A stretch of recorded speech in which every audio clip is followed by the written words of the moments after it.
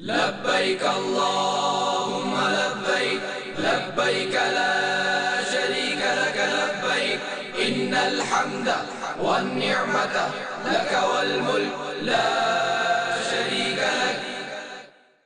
الحمد لله رب العالمين والصلاة والسلام على سيد المرسلين أما بعد فأعوذ بالله من الشيطان الرجيم بسم الله الرحمن الرحيم الصلاة والسلام عليك يا رسول الله وعلى آلك وأصحابك يا حبيب الله الصلاة والسلام عليك يا نبي الله وعلى آلك وأصحابك يا نور الله.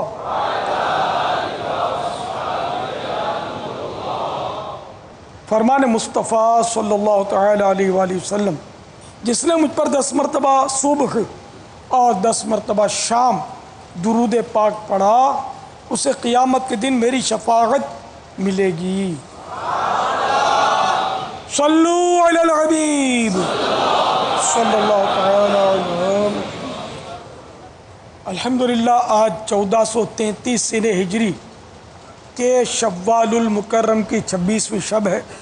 خوش نصیب عاشقان رسول کہ جو مکہ مدینہ کی زیارت کے لیے حج بیت اللہ کے لیے جانے والے ہیں، ان کا 3 روزہ تربیت اجتماع ہے. آج پہلی رات ہے. آئیے پہلے مزید اچھی نیتیں بڑھا لیتے ہیں. اللہ کی رضا پانے اور ثواب کمانے کے لیے حسب حال اچھی نیتیں کرتا ہوں. اول تاخیر بیان میں شریک رہوں گا. کپڑے یا بدن، داڑھی یا سر کے بال سہلانے، دھاگے نوچنے، انگلیوں سے کھیلنے، ادھر ادھر دیکھنے، باتیں کرنے، ٹیک لگانے، پردہ نہ ہونے کی صورت میں گھٹنے کھڑے کر کے دوسروں کے لیے بدنگاہی کا باعث بننے، گھٹنوں میں سر رکھنے، دوسرے کو اشارے کرنے، اٹھ کر چل پڑنے وغیرہ سے بچتے ہوئے علم دین کی تعظیم کی خاطر جہاں تک ہو سکا 2 زانوں بیٹھ کر علم دین سمجھنے کے لیے نگاہ نیکی کیے خوب کان لگا کر سنوں گا. جتنی دیر 2 زانوں بیٹھ سکیں، پھر تھک جائیں تو جس طرح آسانی ہو مہذب طریقے پر بیٹھے، پھر تھکن دور ہو جائے، اللہ توفیق دے تو پھر 2 زانوں. صلو علی الحبیب وغیرہ سن کر ثواب کمانے اور صدا لگانے والے کی دلجوئی کے لیے نمایاں آواز سے جواب دوں گا. ضرورتاً سمٹ سرک کر دوسرے کے لیے جگہ کشادہ کروں گا. دھکا وغیرہ لگا صبر کروں گا. گھورنے، جھڑکنے، الجھنے، جھگڑنے سے بچوں گا. حسب موقع عز و جل صلی اللہ تعالیٰ علیہ وآلہ وسلم رضی اللہ تعالیٰ عنہ اور رحمت اللہ تعالیٰ علیہ پڑھوں گا. بیان کے بعد خود آگے بڑھ کر سلام و مصافحہ اور انفرادی کوشش کروں گا. اس دوران بنیت ادائے سنت بات کرتے ہوئے مسکراتا رہوں گا. رب یسر ولا تعسر وتمم بالخیر. آج کے اس بیان اور اب تک کی میرے پاس موجود نیکیوں پر اللہ کی رحمت سے ملنے والا اجر برائے صالح ثواب جناب رسالت مآب صلی اللہ تعالیٰ علیہ وآلہ وسلم بوسیلہ رحمت للعالمین صلی اللہ تعالیٰ علیہ وآلہ وسلم جملہ انبیاء و مرسلین، خلفاء راشدین، امہات المؤمنین، صحابہ و تابعین، تبع تابعین، ائمہ مجتہدین، علماء کاملین، تمام مفسرین، محدثین، مشائخ عاملین، سبھی بزرگان دین، کل مؤمنات و مؤمنین، کل مسلمات و مسلمین. خصوصاً آج کا ثواب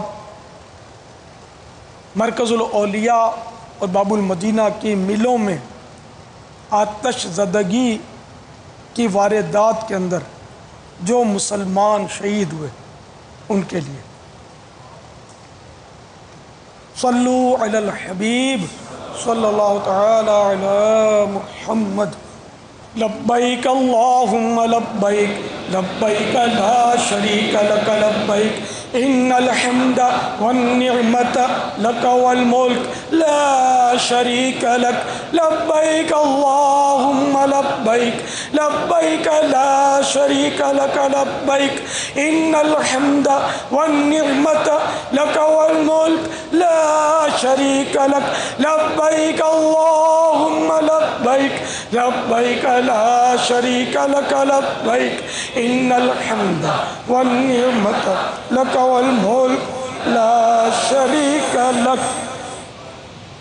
اے خوش نصیب عاشقان رسول جو حج و زیارت کی تیاری میں مشغول ہیں، اور اسی ضمن میں آج الحمدللہ حج کی تربیت کے اجتماع میں شریک ہوئے، تھوڑا اس بات کو سمجھنے کی کوشش فرمائیں کہ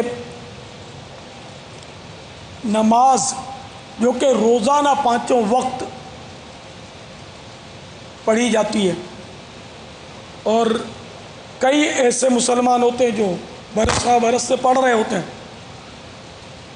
مگر ان نمازیوں میں شاید 99% ایسے نمازی ہوں گے، جی ہاں 99%، کہ جن کو صحیح نماز پڑھنا شاید نہ آتی ہو، یعنی سمجھو 50 برس سے نماز پڑھ رہے ہیں، روزانہ 5 وقت پڑھ رہے ہیں، پھر بھی صحیح پڑھنا نہیں آتی، تو حج جو کہ روزانہ نہیں، ماہانہ نہیں، سالانہ نہیں، بلکہ صاحب استطاعت پر زندگی میں صرف ایک بار فرض ہوتا ہے، تو وہ ایک بار کا حج پڑھنا کتنوں کو آتا ہوگا اس کا آپ اندازہ لگا سکتے ہیں۔ وجہ اس کی یہ ہے کہ نماز کیوں نہیں آتی اتنے نمازیوں کو، آپ کو تعجب ہوگا، 99% آپ کو مبالغہ لگتا ہوگا، لیکن 99% بھی ڈر ڈر کے بولا میں نے 100 میں سے ایک کو آتی ہے، میں نے یہ اعتراف کیا ہے، اور اب اگر میں آگے بڑھوں تو شاید فی 1000 ایک آدھ کو آتی ہو، اور آگے بڑھوں تو گنجائش پاتا ہوں۔ اتنی آج کل نمازوں کے تعلق سے غفلت ظاہری باطنی آداب نہیں آتے نہیں آتے نہیں آتے، یوں لگتا ہے کہ نمازیں پڑھنے والے یا تو مزاروں میں مزے لے رہے ہیں یا کہیں غاروں میں چھپے ہوئے، یہاں تو صفوں کی صفیں جو ہیں وہ نمازیوں کی سمجھو کہ نماز کے اعتبار سے، اس کی درستی کے اعتبار سے خالی ہوتی۔ اللہ کرے کہ ہم واقعی نمازی بن جائیں، کہنے کو نمازی ضرور بہت سارے ہیں لیکن ہم حقیقی نمازی بن جائیں۔ تو اسی طرح مطلب یہ ہے کہ روزے کا حال ہے تو پھر حج، روزہ بھی سالانہ 1 مہینہ فرض ہوتا ہے رمضان المبارک میں، یہ حج تو زندگی میں ایک بار، تو وہ تو صحیح ہے کہ مطلب اگر میں کہہ دوں تو شاید درست ہو کہ لاکھوں میں کسی کو آتا ہو حج کرنا۔ اتنی اغلاط حاجیوں میں دیکھی جاتی ہیں، مشاہدے کی بات ہے، عام طور پہ پتہ نہیں ہوتا میں حج پہ جا رہا ہوں، حج پہ جا رہا ہوں، کیا کریں گے بھائی، احرام باندھا اور ہوائی جہاز میں بیٹھ گئے، حج پر چلے گئے۔ بھائی کیا کیا آپ نے، یہ احرام کائے کا باندھا، حج کا باندھا ہے۔ حالانکہ پاکستان سے جو حاجی جائے گا، ہندوستان سے جائے گا، عموماً وہ حج تمتع کرتا ہے، اور حج تمتع میں حج اور عمرہ دونوں ہوتے ہیں، تو پہلے عمرہ کرتا ہے تو اس کو احرام عمرے کا باندھنا ہے۔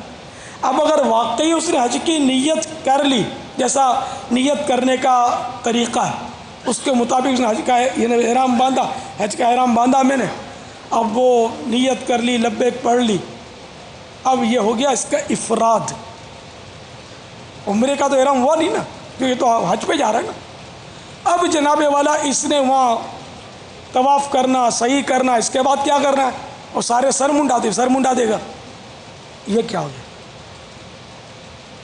ہونا کیا تھا، دم چڑھ گیا کہ وہ وہ حاجی کا احرام تو اب یہ چلتا رہے گا، کیونکہ اس نے تو حج کا احرام باندھا ہے نا، عمرہ تو آپ کر ہی نہیں سکتے نا، عمرہ تو آپ پر تھا نہیں، افراد والے پر عمرہ نہیں ہے، عمرے کے وہ افعال جو کرے گا، طواف کرے گا، صحیح کرے گا، یہ طواف قدوم کہلائے گا، جو کہ سنت المؤکدہ ہے۔ اور پیچیدگی بڑھ گئی، یہ طواف قدوم کیا ہوتا ہے؟ ہاں ہم نے طواف کا نام سنا تھا، کعبے کا طواف کرتے ہیں، جی ہاں طواف قدوم بھی ہوتا ہے جناب والا، وہ طواف عمرہ ہوتا ہے، عمرے کا طواف، پھر یہ کہ طواف افاضہ یا طواف زیارہ جس کو عام لوگ طواف زیارت بولتے ہیں بھی صحیح ہے، یہ بھی ہوتا ہے، پھر طواف رخصت بھی ہوتا ہے۔ تو یہ اب آپ حج پڑھنے چلے ہیں، لاکھوں روپے خرچ کر رہے ہیں اور آپ پتہ ہی نہیں ہے کچھ کہ کرنا کیا جا کر، تو یہ بتائیے ہوگا کیا؟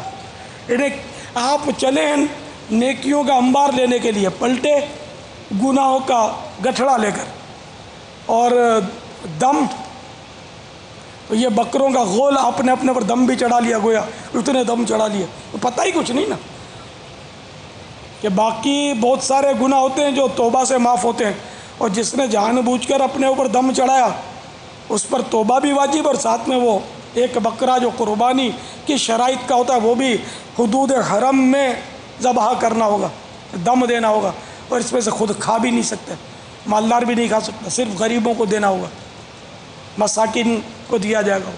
اب یہ تو صرف آپ کو ایک جھلک دکھائی ہے جس سے شاید جو حساسوں کو جھرجھری آ گئی ہوگی کہ اب کرنا کیا ہے، تو کرنا کیا تھا؟ کم از کم 3 دن تو میرے کو دے دو، اب ہاتھ چھڑا کے بھاگتے ہیں ہم، آج آ گئے، اب یار یہ تو اتنی دیر لگ گئی، اب کیا ہوگا کل؟ میں کل تو نہیں آؤں گا، میں نہیں، اتنی دیر لگتی ہے، میں کتاب پڑھ لوں گا۔ ارے میرے بھائی کتابیں پڑھ کر سب پڑھے لکھے کہلاتے، تو اسکول کالج ان کا کیا بنے؟ سب کو بند کرو، کتابیں پڑھ کر سب یہ عالم اور فاضل بن جاتے تو یہ درس نظامی کے مدرسے بند کروا دو، کتابیں پڑھ کر سب ڈاکٹر صاحب بن کر کلینک کھول سکتے ہوتے، تو یہ سب بند کرو کالجیں، اور کتابیں پڑھ لیا کرو۔ کتابوں سے بھی آتا ہے لیکن جو سمجھانے سے آتا ہے وہ کتابوں سے نہیں آتا، ورنہ تو استادوں کی حاجت ہی نہ رہتی کسی کو، یہ سارے خود ہی کتابیں پڑھ کے وہ سب سیکھ جاتے ہیں۔ یعنی کتابوں سے صرف سیکھنے کا جو دعویٰ کر لے اس طرح کے معاملات میں خالی مت بنے، اور کتابیں بھی پلے نہ پڑے، کتابیں سمجھانا بھی تو استاد کی ضرورت پڑتی ہے کہ یہاں کیا مطلب ہے، وہاں کیا مطلب ہے، یہاں خلاصہ یہ وہ سب کرنا پڑے گا، تو ورنہ اس کی مثال یہ ہوگی جس کی یہ بولتے ہیں کہ اگر کسی گدھے پر، کھوتے پر نفسیات کی کتابیں لاد دی جائیں تو وہ ماہر نفسیات نہیں ہو جاتا، تو کتابیں پڑھنی ہوگی، پوچھنا بھی ہوگا، جی ہاں پوچھنے کا تو قرآن ہمیں حکم دے رہا ہے، فَاسْأَلُوا أَهْلَ الذِّكْرِ إِن كُنتُمْ لَا تَعْلَمُونَ، تو تم نہیں جانتے تو جاننے والوں سے پوچھو، تو کتابیں بھی پڑھیں اور جو سمجھ میں نہیں آتے مسائل علماء سے ہم پوچھیں۔ اور حج کے مسائل اتنے ڈیفیکلٹ ہیں ان مانو کر کہ چونکہ یہ روز کی 5 وقتہ نماز کی طرح نہیں ہے کہ بڑے بڑے علماء جو ہوتے ہیں یہ بھی اس میں کنفیوز ہوتے دیکھے، میں نے مفتیوں کو بھی کنفیوز ہوتے دیکھا ہے سفر مدینہ میں، کہ وہ بھی مسائل میں نہیں، مطلب بسا اوقات کیا بارہا رہنمائی نہیں کر پاتے، اتنی یعنی کہ اس میں پیچیدگیاں ہوتی ہیں کہ وہ بھی بیچارے نہیں حل کر سکتے۔ مجھے بہت اس کا بہت واسطہ پڑا ہے، لیکن یہ کہ اب علماء بھی جو مطالعہ کرتے ہیں اپنے ساتھ کتابیں لے جاتے ہیں، میں ان کی بات نہیں کرتا، ان کو معلومات بہت ہوتی ہیں، لیکن علماء بھی سارے کے سارے اتنے وہ نہیں ہوتے نا کہ کتابیں وہ لے کر چلیں۔ جو عالم ہوگا کون سی کتاب لے جائے گا؟ بحر شریعت، بحر شریعت چھٹا حصہ لے جائے گا، اور المناسک لملا علی قاری علیہ رحمۃ اللہ الباری یہ وہ ضرور ساتھ لے جائے گا، اور میری جیسی مطلب ان پڑھ آدمی کی حوصلہ افزائی کے لیے شاید رفیق الحرمین بھی ساتھ لیتا چلے۔ تو علماء جو ہوتے ہیں نا، سمجھدار قسم کے علماء، محتاط قسم کے علماء، اپنے علم پر، اپنی معلومات پر اعتماد کرنے کے بجائے کتابوں کو ساتھ ضرور رکھتے ہیں کہ جہاں بھی کنفیوژن ہوگا کتاب دیکھ کر بتا دیں گے. یہ نہیں تڑ پھڑ بتا دیا، جو سمجھ میں آیا بتا دیا. ایسے غیر محتاط علماء بھی ہوتے ہیں کہ جو خود بھی ڈوبتے ہیں دوسروں کو بھی لے ڈوبتے ہیں، لیکن محتاط علماء جو ہوتے ہیں وہ پھٹ کر کے مسئلہ نہیں بتاتے، سوچ کے بتاتے. ہمارے آقا، ہمارے مولا، ہمارے امام برحق، امام اعظم علیہ رحمۃ اللہ علیہ کرم کی صرف حج کے مسائل میں نہیں، عام مسائل میں یہ عادت کریمہ تھی جو علماء کے لیے، ہمارے جو طلباء خصوصاً تخصص فی الفقہ کے آئے ہوئے ہیں، ان کو تو لوگ مفتی ہی بولتے ہوں گے، ان کو چاہیے کہ ان کو منع کریں کہ مفتی نہیں ہوں، دعا کرو مفتی بن جاؤں. ہنوز دلی دور ہے، مفتی بننے بہت دیر ہے. تو ان کی بھی تفہیم کے لیے، بلکہ ہر مبلغ کے لیے کہ وہ پھٹ کر کے مسئلہ بتا دیتے ہیں، کوئی پوچھے تو سوچنے کی زحمت نہیں کرتے. وہ اپنے امام کی سنت پر غور فرمائیں کہ ہمارے امام اعظم ابو حنیفہ رحمۃ اللہ تعالیٰ علیہ کو جب کوئی مسئلہ پوچھتا تو پھٹ کر کے جواب نہیں دیتے تھے، بلکہ غور فرماتے تھے. یہ آپ کی عادت کریمہ میں شامل تھا. آپ غور کرتے، تفکر فرماتے اور پھر جواب دیتے. تو سوال جب بھی ہو کچھ سوچنا چاہیے، کوشش کرنی چاہیے کہ امام اعظم ہی کی ادا کو ادا کر لینا چاہیے. بہت سارے مسائل بہت آسان ہوتے ہیں جو بار بار پوچھے جاتے ہیں، اس لیے یاد ہوتے ہیں عالم کو. تو بہرحال یہ کہ سوچ کر جواب دینا، یہ اس میں خطا کا امکان کم ہوتا ہے. خود سوچنے کی اپنی فضیلت ہے. مسائل کے تعلق سے، آخرت کے تعلق سے گھڑی بھر کی فکر جو ہے وہ جن و انس کی عبادت سے بہتر ہے. ایک روایت یہ بھی ہے کہ گھڑی بھر کی فکر 60 سال کی نفلی عبادت سے بہتر ہے. تو یہ فکر یہی ہے، وہ دنیا کی دولت کی فکر نہیں، یہی مسائل میں غور و فکر، علم دین کی گتھیاں سلجھانے میں غور و فکر، قبر و آخرت کے تعلق سے غور و فکر. تو یہ ثواب ہے. تو میرے پیارے پیارے حاجیوں اور مدینے کے زائروں،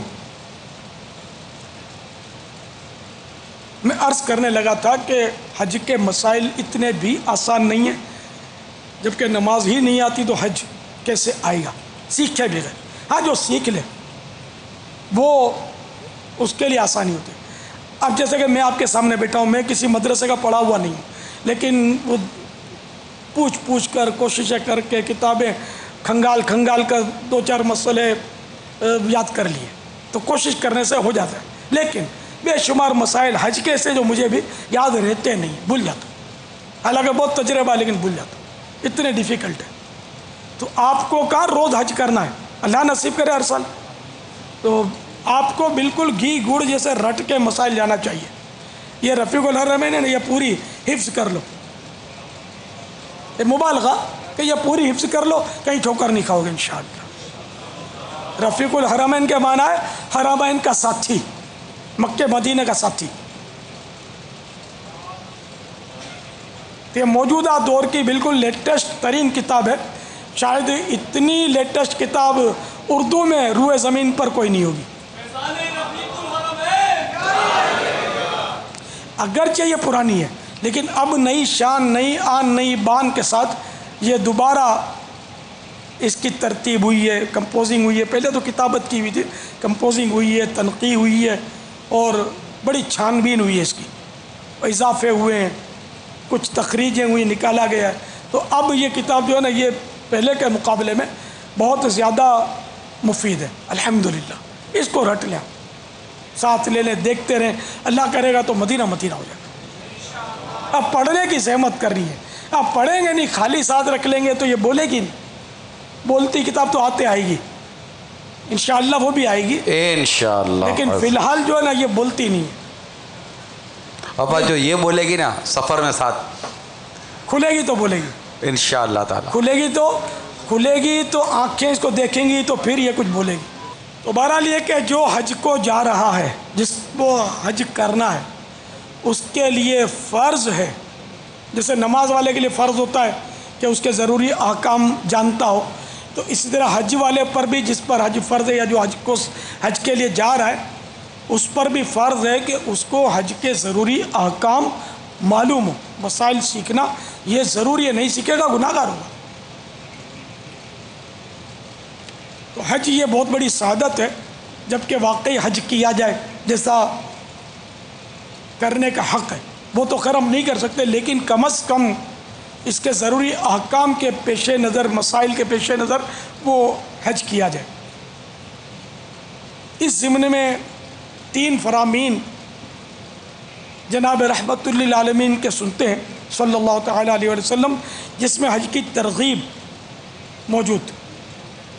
نمبر 1، حاجی اپنے گھر والوں میں سے 400 کی شفاعت کرے گا اور گناہوں سے ایسا نکل جائے گا جیسے اس دن کہ ماں کے پیٹ سے پیدا ہوا۔ نمبر 2، حاجی کی مغفرت ہو جاتی ہے، اور حاجی جس کے لیے استغفار کرے اس کے لیے بھی مغفرت ہے۔ نمبر 3،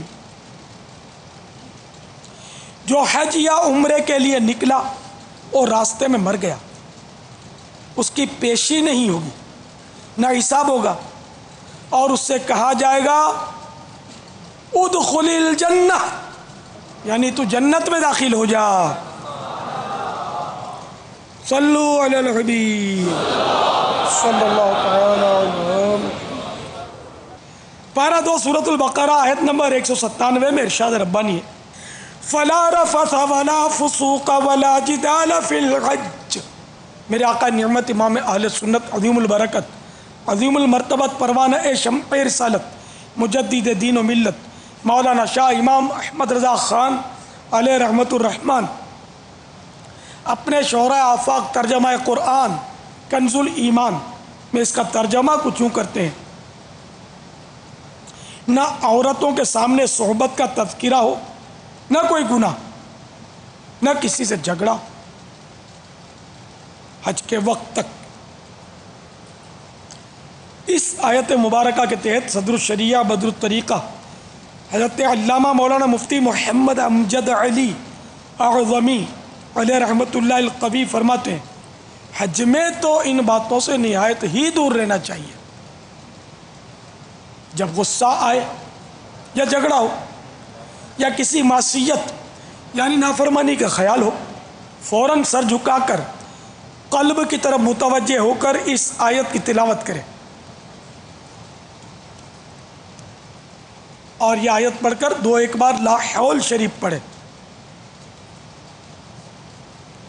یہ بات جاتی رہے گی، یعنی غصہ چلا جائے گا، جھگڑا اور معصیت کا خیال دل سے نکل جائے گا۔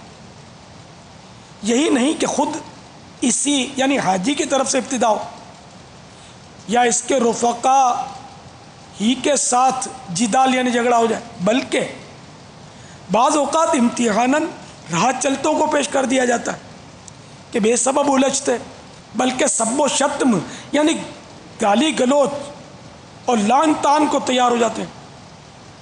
اس سے یعنی حاجی کو ہر وقت ہوشیار رہنا چاہیے، مبادا یعنی ایسا نہ ہو 1-2 کلمے یعنی جملوں میں ساری محنت اور روپیہ برباد ہو جائے۔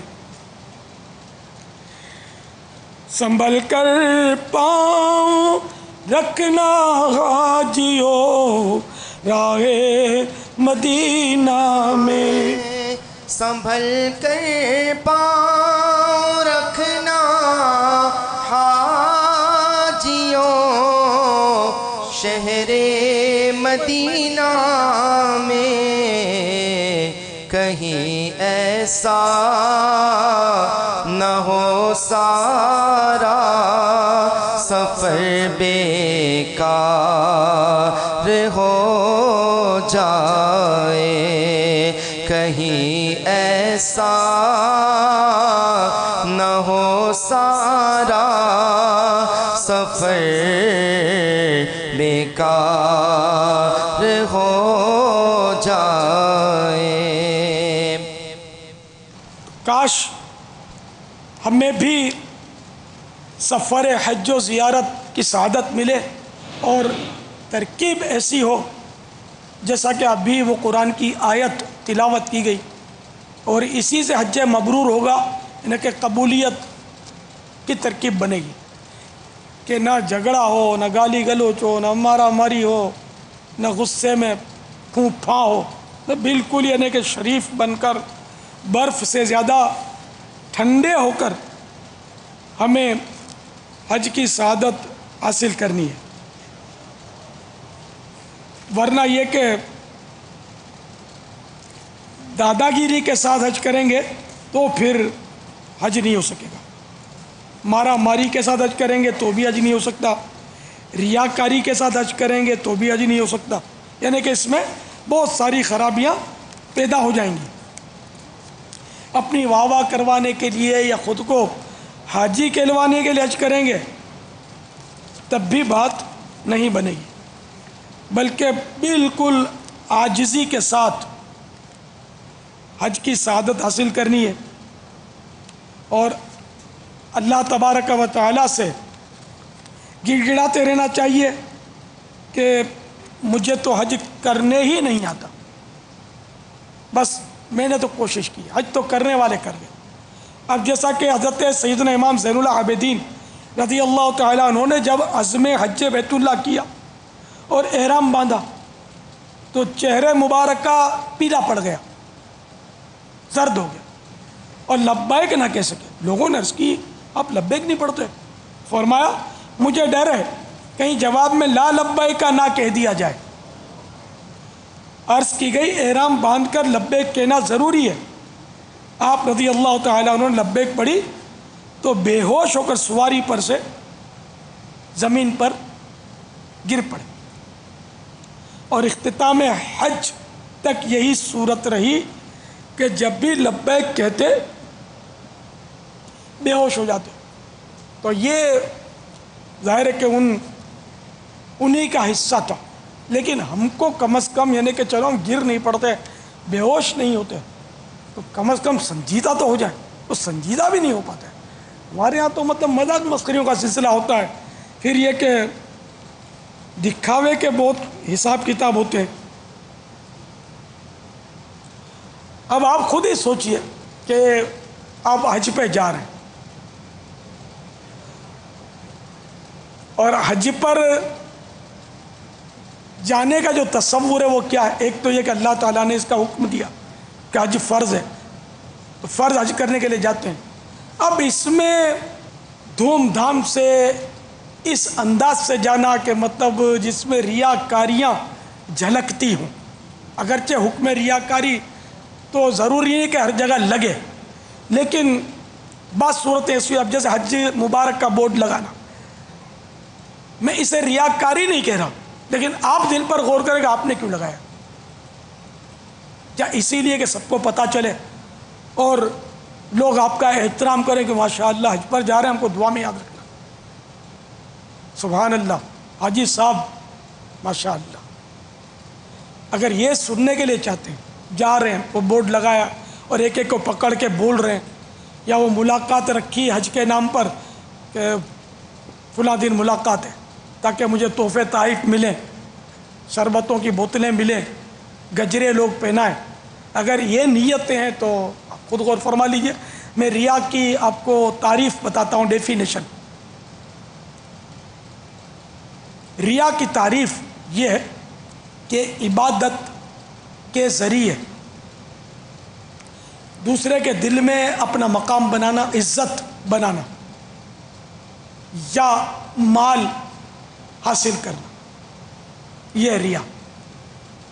تو اب حج پر جا رہے ہیں تاکہ لوگ حاجی صاحب بولیں، عزت ہو آپ کی، ارے حاجی صاحب آئیے آئیے، ارے حاجی صاحب کو جگہ دے دو، عزت ملتی ہے، مزہ تو آتا ہے۔ تو یہ لذت جو یہ خطرناک ہے، ایسی لذت کسی غذا میں بھی نہیں جیسی لذت عزت میں ہوتی ہے۔ تو اب یہ کہ خود بخود عزت ملتی ہے وہ تو اپنی جگہ پر ہے، لیکن اس کے لیے اہتمام کرنا، عمل کرنا کہ میری عزت بنے، یہ بڑا خطرناک ہے۔ تو اللہ کی رضا کے لیے جو کام کیا جاتا ہے اس کام میں، عبادت کے کام میں عزت چاہنا یا دولت چاہنا، مٹھائی کا ڈبہ ملے، شربت کی بوتل کوئی تحفے میں دے جائے، لفافے میں نوٹیں ڈال کر دے جائے، اس کے لیے اظہار کرنا تو یہ اگر ریا نہیں تو پھر ریا کیا ہے؟ ریاکاری، اور ریاکاری حرام اور جہنم میں لے جانے والا کام ہے۔ اور ایک بار پھر اس کی ڈیفینیشن نوٹ کر لیں، ممکن ہو تو لکھ لیں، تو دماغ میں ٹیپ کر لیں کہ عبادت سے، یعنی عبادت کے ذریعے اپنی عزت یا حصول دولت کا ارادہ کرنا، وہ عزت مل جائے اس لیے عبادت کی، دولت مل جائے اس لیے عبادت، لوگوں کے سامنے ظاہر کر دی اس لیے عبادت کی۔ تو یہ آج کل یہ بہت زیادہ عام ہے کہ لوگ مطلب یعنی کہ اپنی عزت بہت زیادہ چاہتے ہیں۔ اس کا ایک حل ارشاد فرمائے بابا، اگر اجازت ہو تو کچھ عرض کروں ارشاد۔ کہ یہ جو آپ نے مدنی پھول دیے نا، مدینہ، اب ہمارے یہاں جو نا ایک رجحان ہے کہ جب حاجی جا رہا ہوتا ہے تو ایک فیملی بھی جا رہی ہوتی ہے، تو یہاں مطلب کہ خاندان اور محلے والوں کو اطلاع دی جاتی ہے کہ ہم جا رہے، تو وہ ایک دن سارے کے سارے ملنے کے لیے آ جاتے ہیں۔ اس میں یہ ہوتا ہے کہ ذرا ملاقات بھی ہو جاتی ہے، دعا سلام ہو جاتی ہے، وہ معافی تلافیاں کا بھی سلسلہ رہ جاتا ہے، ایک ہمارے چلا۔ تو کیا یہ کرنے سے کیا یہ ریاکاری یا کوئی حبے جا کے حکم میں آ جائے گا؟ یہ ہمارے چلتا ہے یہ تو۔ اور کتنے حاجیوں کی جو فلائٹ ہو رہی ہوگی تو وہ تو مطلب دے بھی چکے ہوں گے، کتنے دعوتیں کھا چکے ہوں گے، کتنے دعوتیں کھلا چکے ہوں گے۔ دیکھیں، میں نے جو عرض کیا نا اس کو سمجھنے کی کوشش کی ہے۔ میں نے یہ صراحت کر دی تھی کہ حج مبارک کا بورڈ لگانا ریاکاری نہیں ہے، کیوں لگایا اپنی نیت پر غور کر لیں۔ اسی طرح ملاقات کے لیے جمع کرنا، یہ ریاکاری اس کو میں نے نہیں کہا، اپنے دل پر غور کر لیں۔ اب لوگوں کو جمع کرتا ہے اور اس لیے جمع کرتا ہے کہ تاکہ لوگ مجھے حاجی صاحب کریں، مجھے تحفے دیں، میری واہ واہ کریں، میری عزت ان کے دلوں میں بڑھے، یہ سب ریاکاری کی طرف لے جا رہی ہے۔ یہ نیتیں، اگر یہ نیتیں نہیں ہیں اور اچھی نیتیں ہیں، مثال کے طور پر بعض رشتہ دار ایسے ہوتے ہیں کہ اگر ان کو نہ بتایا تو یہ ناراض ہو جائیں گے، تو اب مسلمانوں کو بغض و کینے سے، ناراضی سے بچانا ضروری ہے۔ تو اس لیے ایسوں کو اس نیت سے بتائے گا کہ تاکہ یہ وسوسوں میں نہ پڑیں اور ہمارے درمیان فاصلے نہ ہوں، اس نیت سے بتائے گا کہ میں حج پر جا رہا ہوں، تو یہ بتانا کار ثواب ہے اس کے لیے۔ اسی لیے اب ملاقات کے لیے اگر یہ جمع نہیں کرتا اور یہ ایسا شخص ہے کہ پھر روز لوگ ملاقات کریں گے اور یہ روز ملنے کا وقت نہیں دے سکتا، اگر ایسی شخصیت کا مالک ہے اور اس لیے یہ سب کو جمع کر رہا ہے کہ آپ فلاں وقت تشریف لے آئیں، میں بھی انشاءاللہ حاضر رہوں گا اور ہم ملاقات کریں گے، کوئی حرج نہیں ہے اس میں۔ اور اگر یہ عام آدمی ہے، جب بھی ملاقات کے لیے لوگوں کو جمع کرتا ہے کہ چلو سب آ جانا، کچھ نعت شریف بھی پڑھ لیں گے، کچھ ایک مبلغ کا بیان بھی ہو جائے گا اور دعائے خیر بھی ہو جائے گی، ملاقات بھی ہو جائے گی، تو اس میں بھی کوئی حرج نہیں ہے۔ میں نے کہا حرج اس صورت میں ہے کہ جب کہ اپنی نیت میں فطور ہو، اور یہ ایسی صورتیں کرنا، ملاقاتیں اکٹھی کرنا، لوگوں کو جمع کرنا، یہ اپنے آپ کو بہرحال یہ کہ خطرے میں ڈالنا ضرور ہے کہ وہ اب یار یہاں تو آپ کو پتا ہے کہ معلومات لوگوں کو ہے کتنی، جھوٹ تو عام ہے، یہاں تک کہ جو مذہبی نظر آتے ہیں جھوٹ ان میں بکثرت بولا جا رہا ہے، غیبت شیر مادر کی طرح پیا جا رہا ہے، اتنی عام ہے۔ یعنی جو مذہبی نظر آتے ہیں، جو مطلب عام دنیا داروں کی تو بھی بات نہیں کر رہے، اپنے جو دیندار کہلاتے ہیں ان میں غیبت کتنی ہے۔ اب یہ جی بھر کر غیبت کریں اور دیندار تو کہنا ہی پڑے گا، کیونکہ شکل دیندار جیسی ہے نا، دیندار رہا کہاں ہے، فاسق و فاجر ہو گیا، دھوم سے غیبت کرتا ہے۔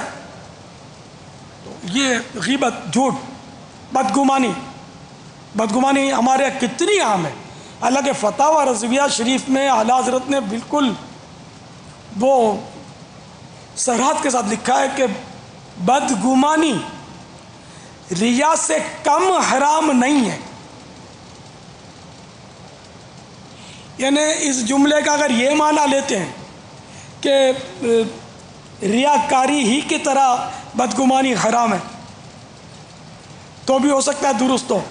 اور چونکہ اعلیٰ حضرت نے یہاں زور دیا ہے کم حرام نہیں ہے، انہیں کم از کم ریا کی طرح تو حرام ہے، بس زیادہ بھی ہو سکتی ہے. ہو سکتا ہے یہ بھی مانا ہو کہ بدگمانی میں بارہا وہ اصل بدگمانی میں بندے کا معاملہ بہت زیادہ ہے، اور جہاں بندوں کا معاملہ آتا ہے وہاں احکام ایک دم سخت ہو جاتے ہیں. ریا بندے اور رب کا معاملہ ہے، بدگمانی میں بندے کا معاملہ ہے. بندے کا بہت سارا معاملہ ہے اس میں کہ جس بندے کی بدگمانی کر رہا ہے وہ ڈیگریڈ ہو جاتا ہے، اس کی حرمت اس کی عزت پامال ہوتی ہے. تو عین ممکن ہے کہ بدگمانی ریاکاری سے بڑا گناہ ہو، کہ ایک گناہ سے دوسرا گناہ بڑا تو ہوتا ہے، اور جہاں جہاں بندوں کے معاملات آتے ہیں وہاں سختی تو بڑھ جاتی ہے. اگرچہ حقوق اللہ تلف کرنا بھی سخت ہے، لیکن حقوق العباد تلف کرنا یہ اس سے بھی سخت ہے، سخت تر ہے.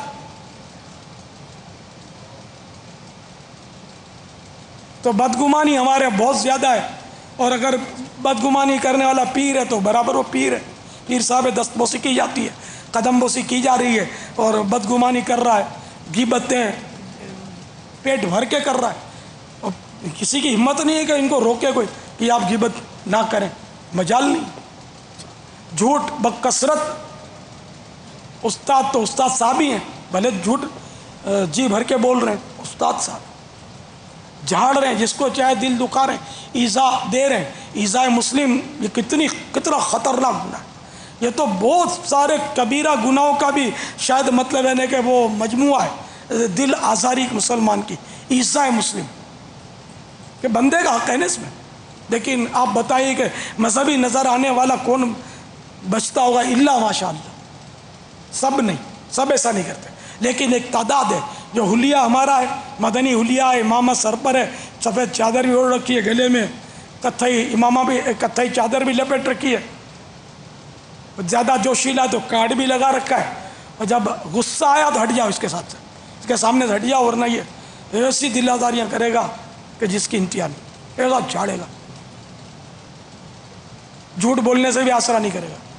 غیبت تو سمجھ ہی نہیں پڑتی کہ یہ غیبت ہے، اتنی کرتا ہے. تو یوں مطلب یہ کہ ہے بڑا نازک معاملہ، لیکن مسئلہ وہی ہے کہ ملاقات کے لیے اکٹھے کرنا یہ منع نہیں ہے جائز، لیکن جو کر رہا ہے وہ اپنے لیے غور کرے کہ یہ کر رہا ہے تو آیا یہ کیا حب جہاں سے بچ جائے گا، لوگوں کو اکٹھا کر کے ریاکاری میں نہیں پڑے گا، یہ ریا پروف ہو چکا، یہ حب جا پروف ہو چکا. ایک میں یہ چوٹ کرنے کے لیے اس میں مبالغہ کر رہا ہوں کہ اپنے اوپر غور کرے، آخر کیوں مطلب خطرات مول لے رہا ہے. ہاں جہاں ضرورت ہے کہنے کی، جیسے میں نے عرض کیا کہ رشتہ داروں کو نہیں بتاتے تو وہ ناراض ہو جاتے ہیں، ایسی صورت میں لازم بتائے اور مسلمانوں کو بغض و کینے سے بچائے، فاصلے کرنے سے بچائے، ان کو بتانا اس نیت سے، یہ ثواب ملے گا اس کو. اسی طرح کوئی دوست ایسا ہے کہ نہیں بتائیں گے تو وہ منہ پھلا لے گا، ناراض ہو جائے گا، اب اس کو بھی بے شک بتا دے. لیکن عام لوگوں کی عادت ہوتی ہے، ڈھول پہنتے ہیں جس کو محاورے میں بولتے ہیں نا، ایک ایک کو پکڑ کے بولتے ہیں کہ میں حج پہ جا رہا ہوں، میں حج پہ جا رہا ہوں، حاجی صاحب میرے لیے دعا کرنا، آقا کو سلام بولنا. تو ذرا پھولتا ہے حاجی صاحب، میرے کو چھوڑنے آنا، فلاں تاریخ کو میری فلائٹ ہے، کیوں بتاتا ہے میرے کو چھوڑنے آنا؟ یہ اس میں تو بچت کا اگرچہ جائز ہے، لیکن بچت کا چانس بہت کم رہ جاتا ہے کہ کسی کو بولنا کہ مجھے سی آف کرنے آنا، گاڑی کا انتظام کیا آ جانا. واٹ از دس؟ یہ کیا ہے؟ آپ کیا چاہتے ہیں؟ لبیک اللہم لبیک لبیک لا شریک لک لبیک ان الحمد والنعمت لک والملک لا